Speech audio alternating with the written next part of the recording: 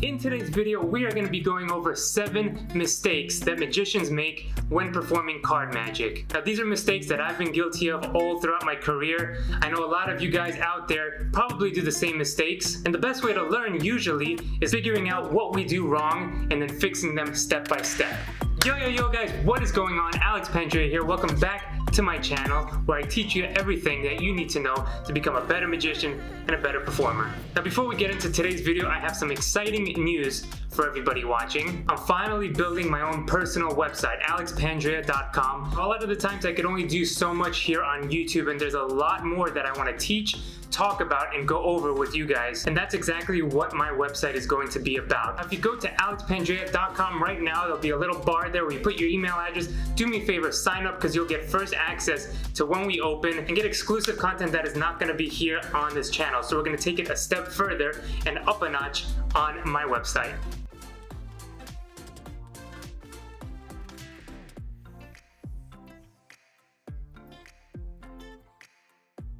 Alright, jumping straight into the video. Now, what I've done is I've broken down a card routine into different steps. Usually when performing card magic, you do the same things, right? Take out a deck of cards, introduce yourself, introduce the cards, then have somebody pick a card, then, put it back, get a break, etc., etc. So from A to Z, there's many different points in that routine that you can possibly make mistakes, or at least in my opinion are mistakes, and figure out ways how at those points in the routine you could do things better. Alright, starting with number 1, overproving. This is something that magicians do a lot, overproving something that doesn't need to be overproven. Now, I see this happen a lot, especially in the very beginning of an effect, when you take out that deck of cards out of your pocket, take the cards out of the box, and you proceed to say, look, all the cards are different, yes? All the cards are there, 52 cards, all there, all different, normal deck, not one of those trick magic decks. Now, in my opinion, this is a mistake to do, because if you overstate things over and over, then the spectator, you're just gonna put that in the spectator's mind that,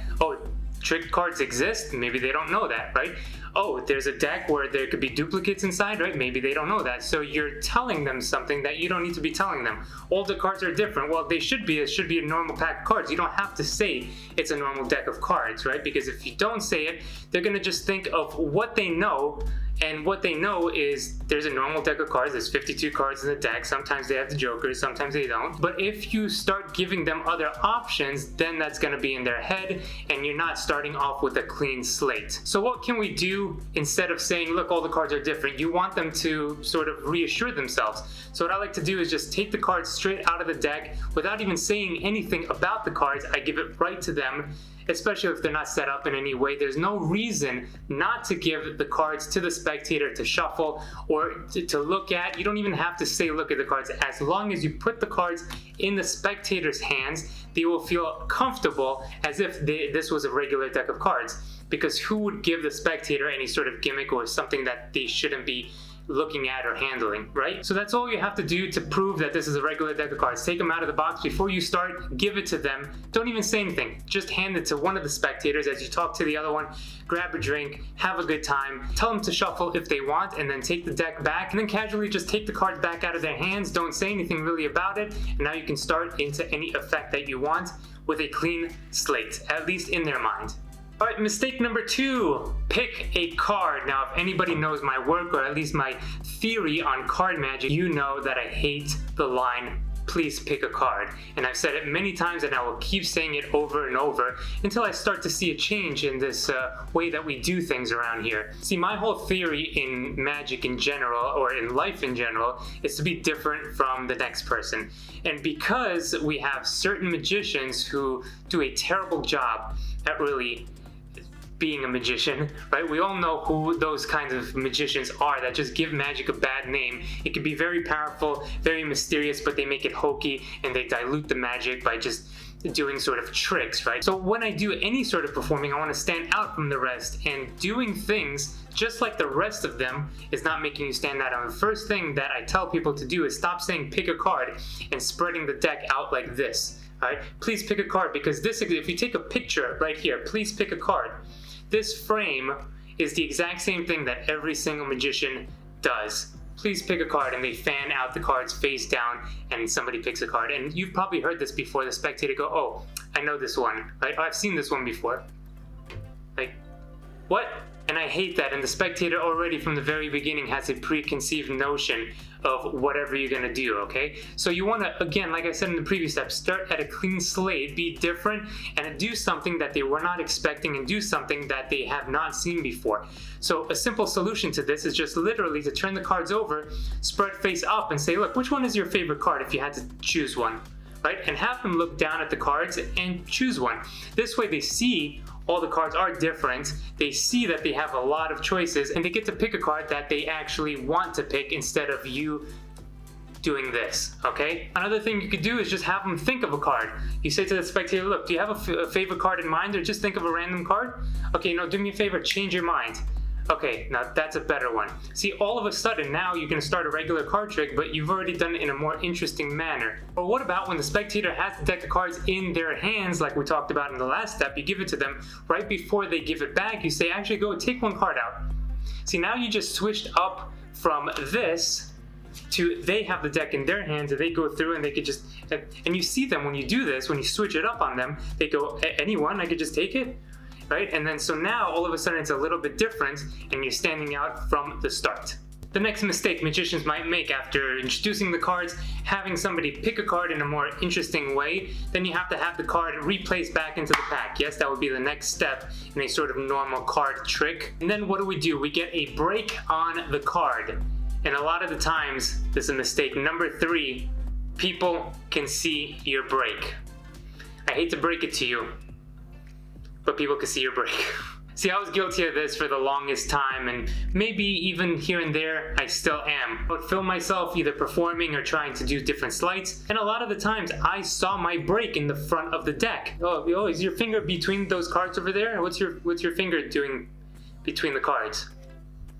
Well, there's a very simple solution to this, and it's all going to be depending on where your break is seen, how you hold your break. Does it flash from the front? Does it flash from the side? Is your whole finger in there? Just kind of take it down a notch and just get a little piece of skin inside of the break. Now, another thing that we can do to fix this is going to depend on how long you have between getting your break and moving on to the next step, either doing a control or whatever. Moving your hands around like this also helps because a bigger motion covers a smaller motion, and if you feel that you might have that break over there, all you gotta do is put your thumb down, squeeze down to get rid of that, and keep it in motion, okay? That way the sides won't flash if you have people here, so you keep keeping it in motion as you're talking like this, okay? You don't wanna go crazy, just relax. As you talk, your hands gesture like this, okay? Your hand could also cover this. Although I don't like the two hands to be connected at all times when you're talking, doesn't make too much sense because you could very easily hold the deck with one hand.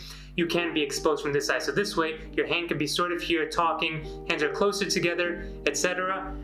Like I said, put the thumb on top of it, put pressure. Or maybe it's just a simple matter of going into the control quicker. Just go straight into your control as you have the card back, boom, and then you go into your control without holding the break for too long. Mistake number 4 that magicians make when performing card magic would be to not know where to look. Now, what do I mean by not knowing where to look?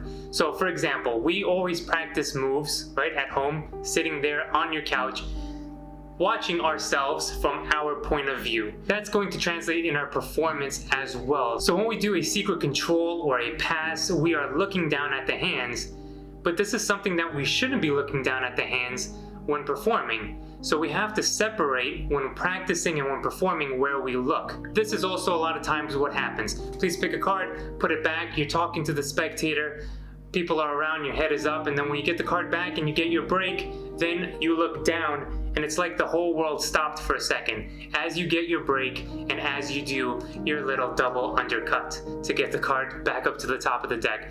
So what I mean by that is people stop to do the move, things that shouldn't be paid attention to, but because you're looking down, you're calling attention for everybody to just stop and see what you're doing. And yes, I understand that there are points where you have to have the spectator look down at the hands, like doing a color change, for example, but you have to pick your moments. The control, right, you don't need to look down right here, and the spectators don't need to look down. You need to be present with the spectators when having a card selected, and they have to see that you're just shuffling and it doesn't matter, right? I'm just shuffling, I don't know where the cards are. And then when you're ready to actually do something with the deck, do you stop? Do you look down? Take your time, look down, and then go into the routine. Okay, breaking it up that way, I think you'll have much more success in the rhythm of your effect. All right, coming in at number 5. This is something I see quite often, and I don't like it, I'll be honest. So let's say you're out there and you have somebody pick a card. Everything's going great. They got the card they liked, they put it back. You did the perfect pass, invisible pass. It was great. Nobody was the wiser. And then what do? You go off and you do an overhand shuffle, or a riffle shuffle, or any other shuffle after that.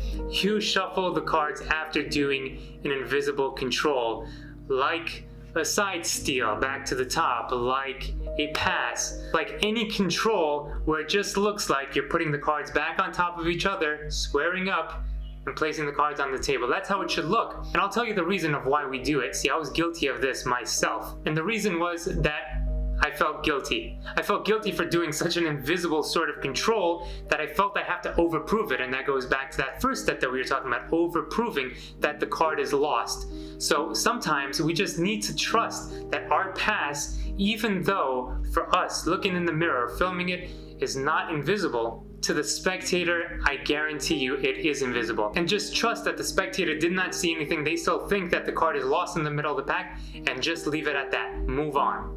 Number 6, snapping your fingers. I talk about this a lot, especially in my lectures. I hate when people snap their fingers for something to happen. The card changes because I snap my fingers. The card jumps up to the top because I snap my fingers. What is this? What are we doing? See, for me, that is diluting the magic and making it more of a trick, making it more of a puzzle. And that just shows the spectator that whatever move you were gonna do happened way before the snap of the fingers. For example, I do a double lift, I put the card in the center of the deck, and I snap my fingers and now it's on top. Well, to anybody with half a brain, they would have to assume that, hey, I don't think the snap is what made the card come up to the top of the deck. So, oh, you were really fast with your hands, I didn't catch it. Or it must have been there the whole time, or you got it there way before you snapped your fingers. But nobody is going to think, and nobody should think, that because you snap your fingers, the card magically jumps up to the top of the deck. You're making it out to seem like there's an easier explanation to it. So what I like to do to combat this sickness that we all have, I like to do this. Double lift, take the card, place it back into the middle. As you're doing this, instead of snapping your fingers for the card to jump up to the top, I like to have them put their hand on top of it. I like to take my time at this point. I like to grab their hands and put pressure on their hands. I've talked about this in one of my other videos that I will link up here, the whole structure of a double lift and how we can make it more powerful. Do things and play around with other ideas besides snapping the fingers, okay? Because I'm telling you, if you just say, I snap my fingers and the card comes up to the top, then I think it goes in the direction of hokey card trick. And for me, I don't really like that. We've come to the end of the routine. And this is where everything sort of comes together in revealing the card and taking your bow and getting your applause. Wow, you're the best magician I've ever seen. And this is where number 7 comes in. The final mistake that a magician can make in a routine. Well, not the final, there's many mistakes that we can make. This is just the 7th one on this video. So the 7th mistake is going too quickly, not slowing down and not putting emphasis on the magic moment, the ending, the revelation, etc. And I give the example again of just a simple double lift. You do a double lift, and here's what people do, right? Double lift, show the card, boom, and it's changed. We dilute that moment, we don't take it seriously, we don't put emphasis and slow it down so that the reveal actually means something. So for me, a simple reveal like that, I could take a minute with the revelation. I could take the card, show the wrong card, put it in their hand, have them put their other hand on top of it, okay? Put my hands on top, etc. As I talk to them, as I make it seem more impossible than it is with my patter, with a bit of storytelling, even though it's just a simple card change, we can do so much more with it. See, for me, it's very important to make our magic as powerful as possible and for you to be as interesting and as different as possible from the rest. And a lot of this stuff is what I'm going to be teaching and talking about on my own website. Like I said, it's alexpandrea.com. I've left the link in the description below. Please sign up because there's going to be a lot of info, a lot of theory, a lot of videos. Do me a favor, go put in your email over there because we are going to be launching quite soon with more interesting things just like this.